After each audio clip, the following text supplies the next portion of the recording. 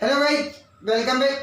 Let's start our today's topic. Our today's topic is process and base of accounting. देखो क्या है process and base of accounting. सबसे पहले बहुत सारे बच्चे सोचते हैं कि सर थ्योरी करा है, थ्योरी बेटा +1 की थ्योरी मोस्ट इम्पोर्टेंट है। आप सीए फाउंडेशन का एग्जाम देने की सोच रहे हैं तो इसके लिए आपको मच बेनिफिशियल होता है। प्रोसेस, इसके बारे में मैंने आपको लास्ट वीडियो में बताया था कि अकाउंटिंग का प्रोसेस, सबसे पहले आप ट्रांजैक्शन को आइडेंटिफाई करते हैं कि वो बेटे कि मॉनेटरी है या नॉन मॉनेटरी है। जो मॉनेटरी ट्रांजैक्शन को आप रिकॉर्ड करेंगे, नॉन मॉनेटरी को आप रिकॉर्ड नहीं करेंगे। Preparation of voucher, billing banana, recording the books of the original entry यानी जर्नल में आपको रिकॉर्ड करना है। इसके अलावा स्पेसिफिक बुक बनती है, purchase book, sales book, purchase return book, sales return book, as per the requirement books के अंदर दिखाना। पोस्टिंग टू लेजर क्रिएट करना कि हर व्यक्ति के बैलेंस आप चेक कर सकते हैं, हर एसेट्स का आप बैलेंस चेक कर सकते हैं कि भाई आपके पास आज कितने की वो एसेट्स अवेलेबल है, इसलिए बनाते हैं लेजर। और लेजर के बाद हम बनाते हैं trial balance, financial statement. Trial balance आपके अर्थमेटिकल मिस्टेक को दिखाते हैं और फाइनेंशियल स्टेटमेंट हम प्रॉफिट और लॉस को कैलकुलेट करने के लिए बनाते हैं। ज़्यादा जान समझने के लिए आप मेरी लास्ट वीडियो को देखें जिसमें मैंने आपको पूरे प्रोसेस के बारे में बताया। आज मैं आपके साथ डिस्कस करूँगा बेसिस ऑफ अकाउंटिंग। अकाउंट करने के बेस, दो बेस हैं, एक कैश बेस अकाउंटिंग, एक accrual base accounting. Cash base क्या है कि आप उस खर्चे को मानेंगे जिसके लिए आपने कैश दिया है, उस इनकम को मानेंगे जिसके लिए आपको कैश मिल गया है। अक्रूवल बेस अकाउंटिंग होता है कि भाई खर्चा जो जिस साल हुआ उसी साल रिकॉर्ड होगा, वेदर चाहे आपने कैश पे किया या नहीं।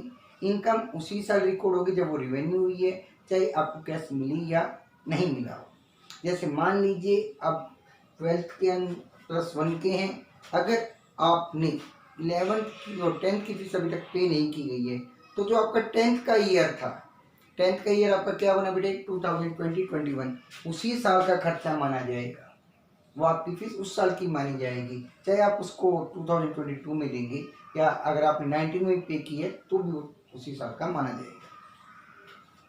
ठीक है, तो यहाँ पर कैश बेस अकाउंटिंग की खर्चा उस समय रिकॉर्ड करना जब कैश मिला या पे हुआ। अक्रूवल बेस अकाउंटिंग खर्चा जिस साल को उसी समय दिखाना, वेदर कैश रिसीव्ड और नॉट। तो कैश बेस अकाउंटिंग के अंदर रिकॉर्ड ओनली कैश ट्रांजेक्शन, केवल कैश ट्रांजेक्शन को दिखाएंगे, क्रेडिट ट्रांजेक्शन को बिल्कुल नहीं दिखाएंगे, कोई भी क्रेडिट ट्रांजेक्शन नहीं दिखाई जाएगी।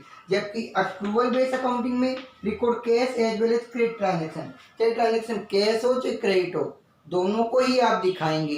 ये नहीं कि आपने केवल कैश को दिखाया, क्रेडिट ट्रांजेक्शन को भी दिखाएंगे।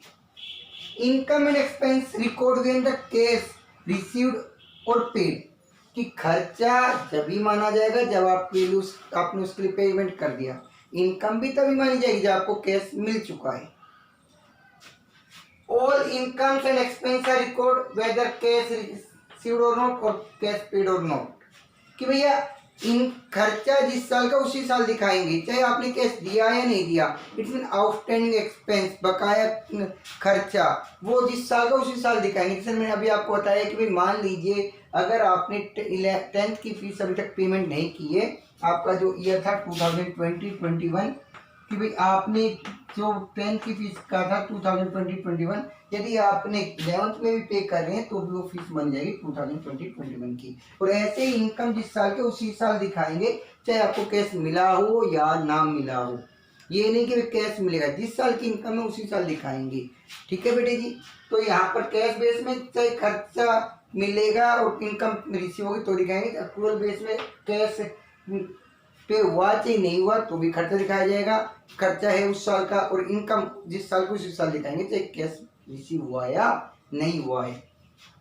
नेक्स्ट है not make a difference between the capital and revenue item, कि कैश बेसिस से आप ये डिफरेंस नहीं निकाल पाते हैं कि वो जो खर्चा वो कैपिटल एक्सपेंडिचर है कि रिवेन्यू एक्सपेंडिचर है। जबकि अक्रूवल बेस से आप ये डिफरेंस कर पाते हैं कि खर्चा कैश बेस कैपिटल आइटम का है कि रिवेन्यू आइटम का है, क्योंकि जो आपको पता है कि भाई प्रॉफिट निकालने के लिए हम रिवेन्यू आइटम्स को लेते हैं ना कि कैपिटल आइटम को लेते हैं। नेक्स्ट है not recognised by the company act 2013 कि इसको कंपनी एक्ट 2013 के अंदर अप्रूवल नहीं मिला है, जबकि जो ये अप्रूवल बेस्ड अकाउंटिंग है वो 2013 के लिए अप्रूवल हुआ है। सुटेबल कहाँ पर है? जो कैश बेस्ड अकाउंटिंग है वो प्रोफेशनल्स के लिए सुटेबल है। प्रोफेशनल जस्ट लाइक डॉक्टर हो गया है, आपका लॉयर हो गया है, क्योंकि यहाँ पर इनके जो पैसे हैं वो कोई उधार नहीं होते, सारे ट्रांजेक्शन कैश में करते हैं, तो यहाँ पर ये सुटेबल है प्रोफेशनल के लिए।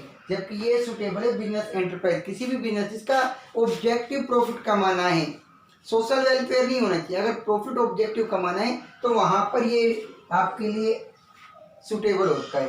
नेक्स्ट है does not ascertain the correct profit और लॉस, ये बिजनेस के एक्चुअल प्रॉफिट और लॉस को नहीं दिखाता है, जबकि ये ascertain the correct profit and loss ये बिजनेस के एक्चुअल प्रॉफिट और लॉस को दिखाता है कि वास्तविकता में बिजनेस में क्या प्रॉफिट लॉस हुआ है। इससे आप एक्चुअल प्रॉफिट और लॉस को कैलकुलेट नहीं कर पाएंगे, लेकिन आप इससे एक्चुअल प्रॉफिट और लॉस को कैलकुलेट कर पाएंगे।